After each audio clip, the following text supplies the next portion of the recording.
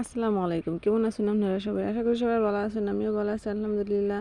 তো আজকে আমি আপনাদের সাথে শেয়ার করতেছি আমার মাংস দিয়ে বুটের ডাল রান্না। তো আমি বুটের ডালটা আগে একটু সিদ্ধ করে নিছি, আর এখন মাংসটা একটু রেডি করে নিতেছি। গরম তেলের মধ্যে পেঁয়াজ কুচি রসুন কুচি দিয়ে ভালো করে ভাজা লইছি। এখন এটার মধ্যে এই যে বাটা মশলা দিয়ে লইলাম সব, আদা বাটা, রসুন বাটা, পেঁয়াজ বাটা, জিরা বাটা, আর হচ্ছে মশলা, হলুদ মরিচ লবণ যা আছে সব দিয়া একসাথে ভালো করে এটারে একটু কষাই লইলাম। কষাইয়া এরপরে মাংসটা দিলাম, গরুর মাংস 1/2 কেজির মতো। তা মাংসটা আমার সিদ্ধ হয়ে আইছে।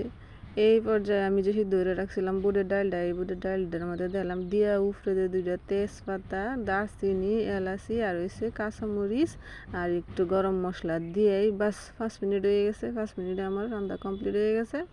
তো এই যে পরিবেশন করলাম, কেমন লাগছে আপনারা কমেন্ট করে জানাবেন।